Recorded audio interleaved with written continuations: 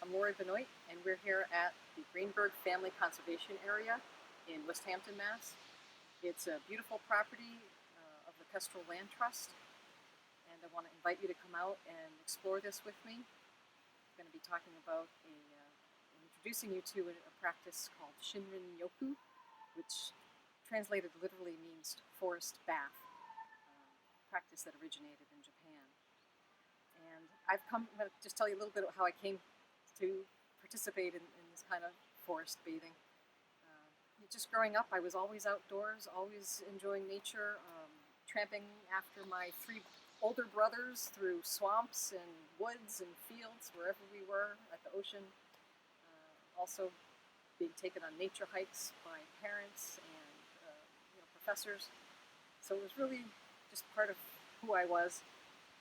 And it kind of led me to go into be a biologist and a scientist with my PhD in ecology and evolutionary biology from UConn. And I've studied everything from birds of salt marshes to plant evolution, but which is great, and I like research, but I came to realize that you get something else when you come to a beautiful natural area like this, and that there's this whole other experience you can have rather than just studying it. And that's what I'd like to share with you today.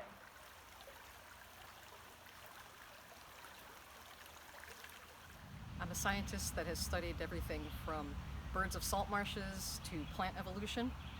But when I come to a beautiful forest like this, my goal is just to relax, take it all in, and enjoy it. And to that end, I've started a practice that I'd like to introduce to you today called Shinrin Yoku, or forest bathing. Have you ever noticed that you feel a lot better, more calm, more relaxed, rejuvenated after taking a walk in the woods? I know I have, and it's the same for many other people. It seems to be a really common experience, maybe even universal. And we know this intuitively, we understand this, but there's also now a lot of studies that demonstrate the health benefits of spending time outdoors. And your nature fix can take all different forms, but the one I want to talk to you today and introduce, as I mentioned, is Shinrin Yoku, a specific practice originating in Japan that translated literally means forest bath, but really the essence of it is immersing yourself in the atmosphere of the forest and all of the health benefits that can accrue from that. So it's a specific practice, and it's the intention to go into nature, connect with the outdoors, and be a part of it, and promote your well-being. So the term Shinrin Yoku, or forest bathing, actually originated in 1982, but it was born out of a long tradition in Japan of being part of nature and connecting with nature. So it's part of their culture to understand that humankind is not separate from the outdoors, but is part of nature.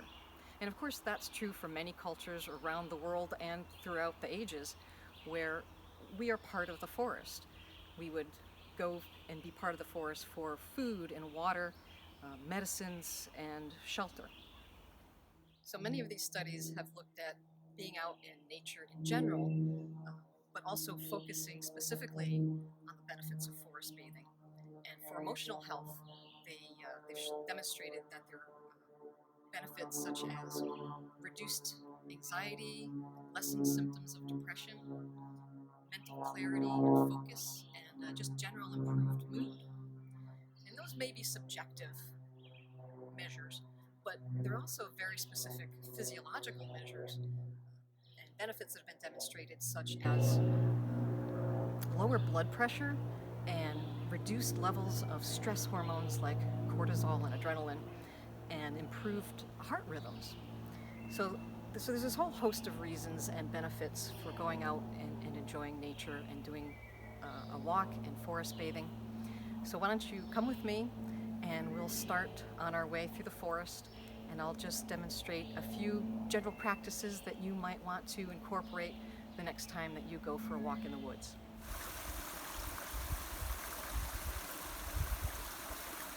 So we're very fortunate here in Western Mass to have so many beautiful places like the Greenberg Family Conservation Area to go walking and to try out our forest bathing practice. And so it has many of the things you want to look for in a lovely place to do this. It includes easy, well-maintained trails. You know, you don't want to be scrambling over rocks and branches as you're forest bathing. You don't necessarily want to be climbing up or down steep slopes. You want a nice variety of habitats that you can experience. So to start off, you might want to put your phone away or at least silence it and put it in your back pocket so you can really start the experience. You want to set the intention because maybe you're doing some walking, some hiking, socializing if you're with anybody. You can do forest bathing alone with one or two other people or with a whole group led by a trained guide. As for myself, I am self-taught and just doing my own practice. And you want to be able to start the practice by setting the intention that this is what you're going to do. And then once you start, maybe the first thing you want to do is take some deep breaths. Because in our busy lives, we tend to maybe breathe pretty shallowly. So you want to just start setting the tone, feeling like you're going to release your worries to the outside world and just do some deep breaths where you can really feel your diaphragm move and your belly move. Do that for 7 or 8 times, and then you're ready to get started.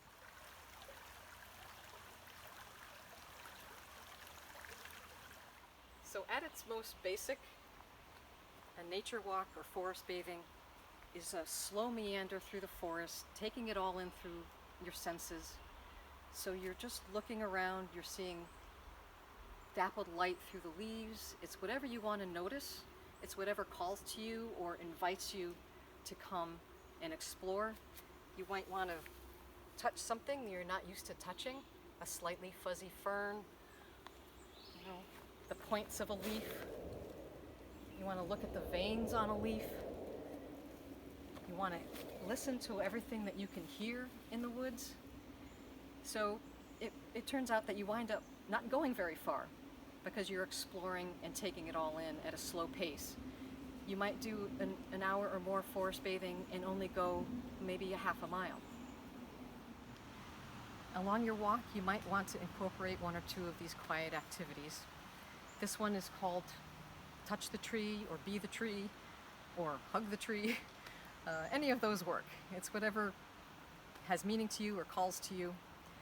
So for this one, you just want to stand next to a tree. Here we are next to a magnificent white pine tree. So you could just, something that you're not used to doing and experiencing. Look at the scaly bark, touch the bark, feel how nicely rough it is. Feel your feet firmly planted on the ground like roots. Explore the tree and how the sunlight plays in it, how the wind might rustle through the leaves, or in this case, the needles.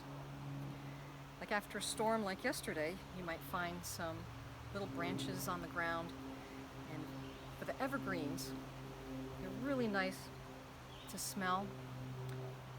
Particularly evergreens have chemicals called phytoncides. So they're organic compounds that are part of a plant's natural defense against insects, bacteria, and fungi. And in the warmer weather, they are diffused in the atmosphere of the forest. And of course, some of them, like pine, and cypress, and hemlock, have beautiful scents if you just rub them between your fingers or break it and smell it. And these compounds, terpenes, but they're organic compounds that I mentioned are the plant's defenses that also smell wonderful to us. And some of the studies have shown that those scents are some of the reasons that we get those feelings of calm in the woods. So you want to have your whole experience of a tree, of touching the tree, sight, sound, and smell. And that's one of the basic exercises or activities that you can do.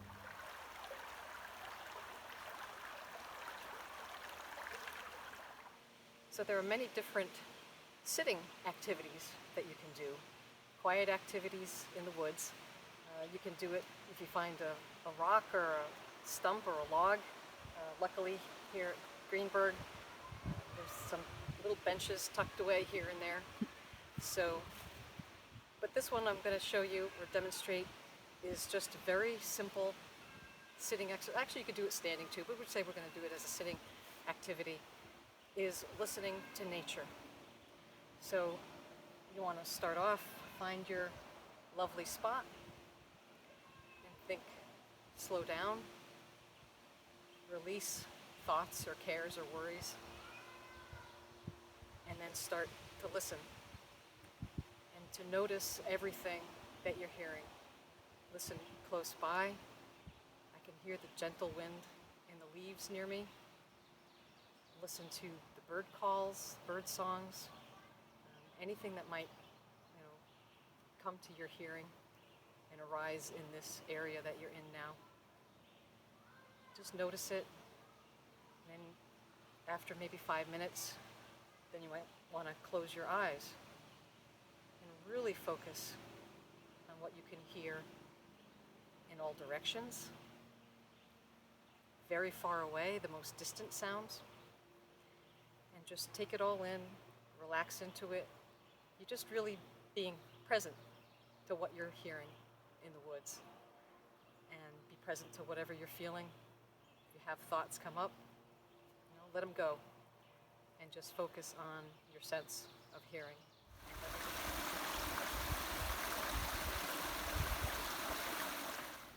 So now I'm at the Gathering Circle at Greenberg, and it's a really nice spot to sit and relax and enjoy the forest a little bit more. You can also do another practice called a sit spot, and you just sit and relax. You find a comfortable place. You can sit on the ground.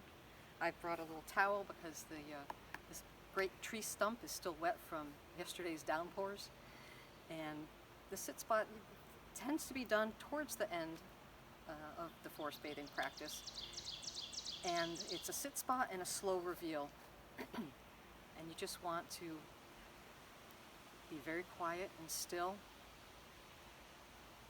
Breathe deeply. And again, just try to take in the forest with all your senses. And the slow reveal part is you sit quietly for 10 minutes, better yet 15 or 20 minutes. And the animals will start coming out of the woods. They'll get used to your presence. You're very quiet. Maybe you'll see a chipmunk all of a sudden appear on a dead log over there. You'll hear more birds. You never know what might come walking by or buzzing by. And you just want to be quiet and take it all in and let whatever wants to reveal itself from the forest. And actually it's the same with the spot, the listening activity. You want to give it at least 10, 15, 20 minutes to really get all the benefits and really relax into it and enjoy it.